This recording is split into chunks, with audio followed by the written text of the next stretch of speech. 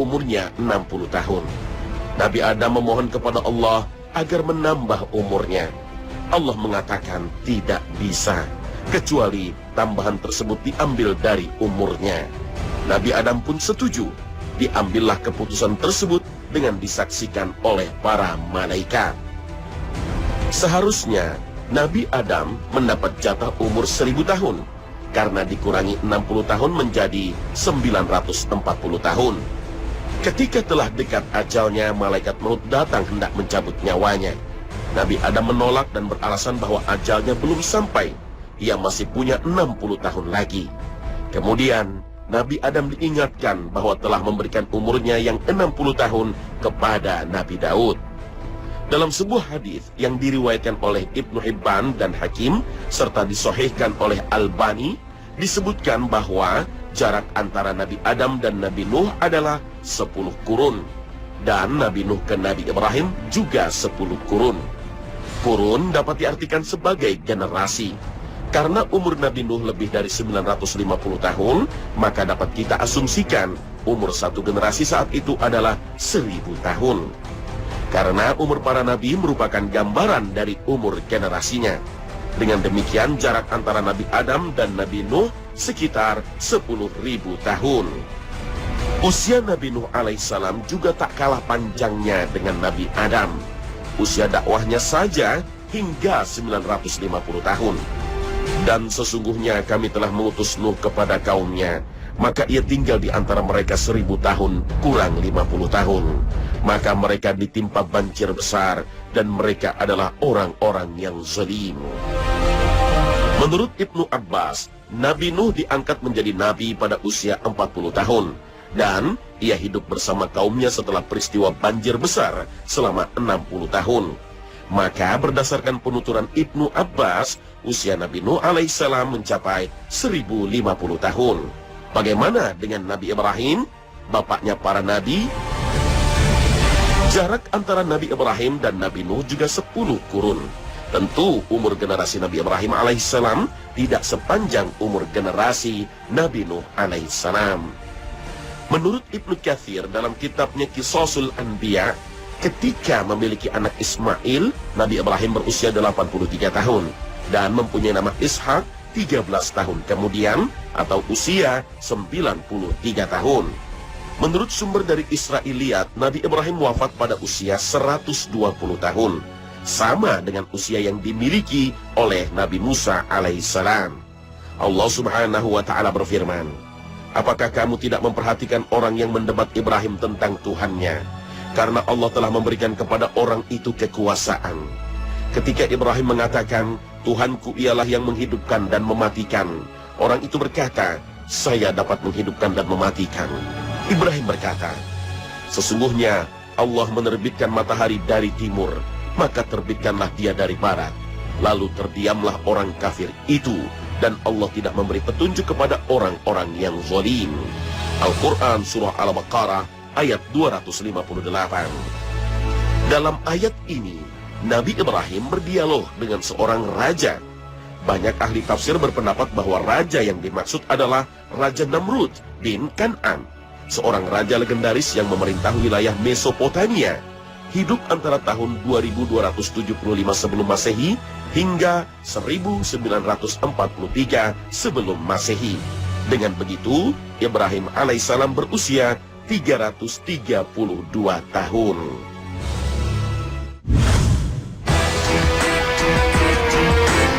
Umur para nabi mencerminkan umur umatnya dan generasi pada masanya, karena para nabi memang diutus dari kaumnya sendiri. Penjelasan ini juga diperkuat oleh sebuah keterangan dari Ibnu Umar ketika menjelaskan tentang umur Nabi Nuh alaihissalam. Nabi Nuh berdakwah di kaumnya selama 950 tahun. Kemudian manusia terus berkurang, baik fisik maupun umurnya, hingga seperti sekarang ini. Keterangan ini juga dikuatkan oleh sabda Rasulullah Sallallahu Alaihi Wasallam. Allah menciptakan Adam dengan tinggi 60 hasta. Kemudian ia dikatakan kepadanya, pergilah dan temuilah para malaikat. Dengarlah salam mereka. Itulah salammu dan salam anak cucumu. Adam berkata kepada malaikat, "Assalamualaikum." Malaikat menjawab, "Waalaikumsalam warahmatullah." Mereka menambahkan, "Warahmatullah." Semenjak itu penciptaan terus berkurang hingga sekarang. Hadis riwayat Bukhari. Satu hasta itu kira-kira 50 cm. Jadi tinggi Nabi Adam sekitar 30 meter. Untuk ukuran tubuh lain tidak ada hadis atau ayat yang menerangkannya. Yang jelas, ada yang pernah membuat baju berdasarkan hadis ini. Panjang baju itu 29 meter, lebar 2 pundak 9 meter, leher 6 meter. Para ulama kebanyakan memaknai khalq atau penciptaan dalam hadis ini sebagai berkurangnya ukuran fisik. Memang tidak salah, tapi tidak keliru juga jika makna berkurangnya penciptaan juga menyangkut usia. Dan sebagaimana yang kita saksikan, inilah yang terjadi sekarang ini. Meski umat Muhammad SAW tidak diberi umur yang panjang, bukan berarti kesempatan beramal soleh menjadi sempit. Karena kualitas amal ibadah seseorang tidak tergantung pada panjang atau pendeknya umur. Memang umat Nabi Muhammad tidak berumur sepanjang umat terdahulu, tapi Allah Subhanahu wa Ta'ala memberikan kemudahan, seperti jalan pintas untuk bisa mengumpulkan amal kebaikan, sehingga tidak kalah dengan umat para nabi terdahulu yang diberi umur dan kesempatan panjang untuk beribadah. Pertama, tentu harus kita sadari, waktu kita di dunia ini tidaklah lama jika diperhitungkan untuk mengisi amal kebaikan dan ibadah. Bahkan, jika kita hitung secara rinci waktu 60 atau 70 tahun itu, masih hitung-hitungan kotor atau bukan waktu efektif untuk beramal soleh. Karena kita belum menghitung waktu yang kita manfaatkan untuk tidur, makan, buang air, bercanda, dan lain sebagainya. Sebagai contoh, jika waktu yang digunakan untuk tidur sekitar 8 jam dalam sehari dikali dengan rata-rata usia umat ini yaitu 60 tahun, maka setidaknya kita menghabiskan masa 20 tahun hanya untuk tidur. Berarti waktu efektif kita yang tersisa setelah dikurangi tidur hanya 40 tahun. Silahkan hitung lagi, berapa banyak dari 40 tahun ini yang kita habiskan untuk amal soleh. Berapa lama waktu dihabiskan untuk membaca Al-Quran, berzikir, dan belajar. Waktu terus berjalan dan tidak akan kembali. Waktu seperti kata pepatah Arab, ibarat pedang. Jika kamu tidak memotongnya, maka kamu yang akan dipotong. Semua hitung-hitungan itu hanyalah perhitungan kasar jika kita mencapai usia 60 atau 70 tahun. Tetapi faktanya, tak ada seorang pun tahu berapa jatah usianya dan kapan malaikat maut mencabut nyawanya. Akhirnya bukan panjang atau pendeknya umur kita yang harus kita risaukan, tapi apa yang kita lakukan dalam setiap detik kesempatan yang akan kita lewati. Apakah hanya perbuatan sia-sia atau amal soleh yang menjadi investasi pahala kita untuk hari akhir nanti? Allah Subhanahu wa Ta'ala Maha Adil. Meski rata-rata umur umat Nabi Muhammad lebih pendek dari umat Nabi terdahulu, tapi Allah menyediakan fasilitas yang dapat difungsikan untuk melipat gandakan amal. Misalnya, sejak bangun tidur, Allah sudah memberi kesempatan kita untuk meraih sesuatu yang lebih baik dari dunia dan segala isinya, dengan cara melakukan 2 rakaat sholat fajar. Rasulullah SAW bersabda, 2 rakaat fajar lebih baik dari dunia dan seisinya. Bahkan untuk bersedekah, kita juga tak harus menjadi orang kaya raya. Senyum bisa menjadi sedekah, tasbih bisa menjadi sedekah, tahmid bisa menjadi sedekah, dan takbir bisa menjadi sedekah. Efek pelipat ganda pahala juga bisa kita dapatkan pada bulan Ramadan. Seluruh amal soleh di bulan ini Allah lipat gandakan pahalanya. Bahkan Allah sediakan 1 malam yang nilainya setara 80 tahun.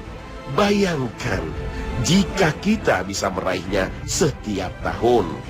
Bukan hanya bulan Ramadan, keistimewaan amal juga banyak kita dapatkan di hari lainnya, seperti 10 Zulhijjah, hari Jumat, hari Asyura, dan lain sebagainya. Efek pelipat ganda pahala juga ada yang berkaitan dengan tempat. Misalnya sholat di Masjidil Haram nilainya 100.000 lebih tinggi daripada sholat di masjid lain.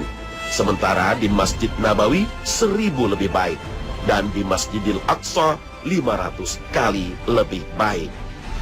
Efek lipat ganda juga bisa kita dapatkan dalam sholat, yang jika dilakukan secara berjamaah, nilainya mencapai 27 kali lebih tinggi dibanding sholat sendiri.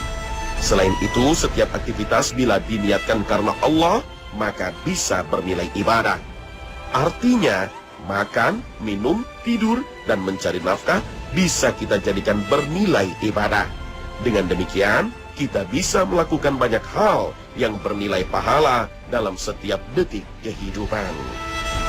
Melipat gandakan pahala amal soleh juga bisa dilakukan dengan cara melakukan amal soleh yang bermanfaat untuk orang banyak. Seperti mengajarkan anak-anak membaca Al-Quran, mengajarkan baca tulis, menemukan obat yang bermanfaat, atau tips-tips tertentu yang bermanfaat.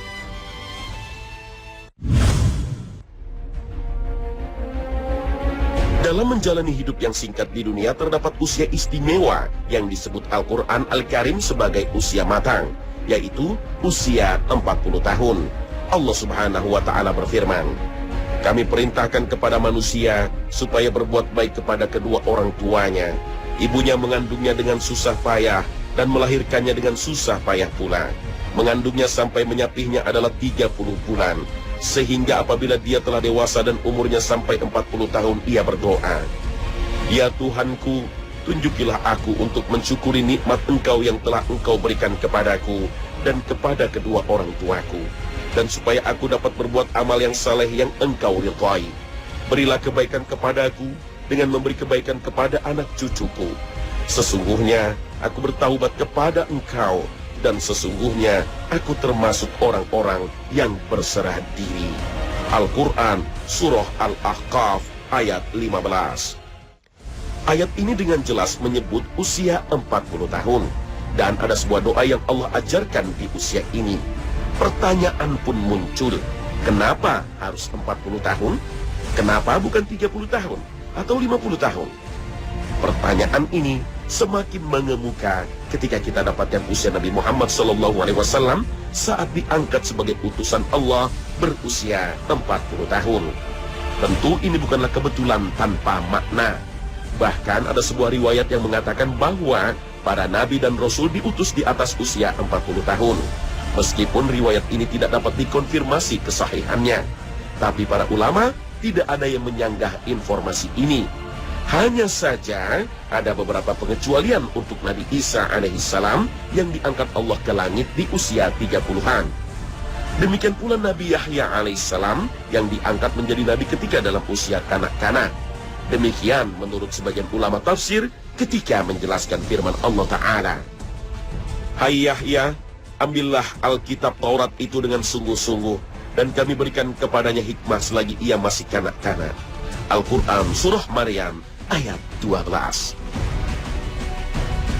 Rahasia usia 40 tahun semakin menarik untuk disimak setelah berbagai temuan modern mengungkap tentang otak manusia. Para ahli menemukan hal yang unik terkait dengan usia 40. Ada sebuah pepatah yang cukup terkenal yang mengatakan, "Life begins at 40", atau hidup dimulai ketika usia 40 tahun. Maka jika seseorang hingga mencapai usia 40 tahun belum menemukan jati dirinya, maka tunggulah saat kehancurannya. Itu sebabnya di banyak negara dan instansi usia 40 tahun menjadi persyaratan untuk bisa menduduki jabatan strategis tertentu seperti kepala negara, direktur, dan sebagainya. Penemuan ilmiah terbaru menegaskan bahwa otak manusia mencapai kematangannya pada usia 40 tahun. Subhanallah, penelitian ini mengkonfirmasi kebenaran yang disampaikan di dalam Al-Quran 14 abad yang lalu. Hasil penelitian ini merupakan hal yang baru bagi dunia pengetahuan, karena sebelumnya kebanyakan ilmuwan meyakini bahwa kesempurnaan pertumbuhan otak terjadi pada usia kira-kira 20 tahunan. Keyakinan mereka ini juga diperkuat oleh berbagai uji coba yang mereka lakukan. Penelitian ilmiah modern ini juga menegaskan bahwa daerah otak yang terus tumbuh adalah bagian bawah ubun-ubun atau yang dinamakan korteks prefrontal, yaitu bagian paling atas dan terdepan dari otak. Daerah ini berperan penting dalam pengambilan keputusan, interaksi sosial, dan fungsi-fungsi kepribadian yang lainnya, seperti perencanaan, tingkah laku, dan pemahaman terhadap orang lain. Bagian otak inilah yang membedakan manusia dari makhluk lainnya. Penelitian ini selain mengungkap perubahan otak pada usia 40 tahun, juga membuktikan kebenaran Al-Quran dan kebenaran risalah Islam. Karena di usia ini, seorang mukmin seharusnya sudah mencapai kecerdasan hakikat dirinya, sudah memahami keberadaannya sebagai makhluk Allah di muka bumi. Di usia ini, seseorang seharusnya tidak lagi hanya berpikir tentang dunia, tetapi sudah jauh berpikir tentang nasibnya kelak di akhirat. Ibarat waktu, orang yang berumur 40 tahun seperti memasuki waktu asar atau senja. Tak lama lagi maghrib menjelang. Qatadah, seorang ulama dari generasi tabi'in, mengingatkan, bila seseorang telah mencapai usia 40 tahun, maka hendaklah dia berhati-hati. Sahabat Rasulullah Sallallahu Alaihi Wasallam, Abdullah bin Abbas, dalam suatu riwayat juga menegaskan, barang siapa mencapai usia 40 tahun dan amal kebajikannya tidak unggul mengalahkan amal keburukannya, maka hendaklah dia bersiap-siap ke neraka. Nasihat yang diungkap oleh dua ulama besar ini memberikan pengertian bahwa manusia harus mulai bersikap waspada, hati-hati, dan mawas diri dalam aktivitas pengabdiannya kepada Allah Subhanahu wa Ta'ala manakala usianya telah mencapai 40 tahun. 40 tahun sudah Allah berikan kehidupan, sukacita telah banyak dirasakan, pahit dan getir kehidupan juga sudah cukup dirasa untuk menjadi pelajaran. Pada saat itulah seharusnya manusia mulai sadar betapa besar karunia Allah yang dianugerahkan kepadanya, baik langsung kepada dirinya maupun melalui kedua orang tuanya. Orang harus mulai sadar betapa waktu sepertiga hayat yang tersisa tidak cukup untuk menebus dosa-dosanya. Abdullah bin Mas'ud pernah ditanya tentang cara efektif untuk menebus kesalahan masa lalu. Menurut beliau ada dua cara, yaitu menjaga sholat wajib dengan berjamaah dan berbakti kepada kedua orang tua. Dalam Al-Quran, perintah bersyukur kepada Allah dibarengi dengan perintah bersyukur kepada kedua orang tua. Dan kami perintahkan kepada manusia berbuat baik kepada dua orang ibu bapaknya. Ibunya telah mengandungnya dalam keadaan lemah yang bertambah-tambah dan menyapihnya dalam 2 tahun. Bersyukurlah kepadaku dan kepada dua orang ibu bapakmu, hanya kepadakulah kembalimu. Al-Quran, Surah Luqman ayat 14.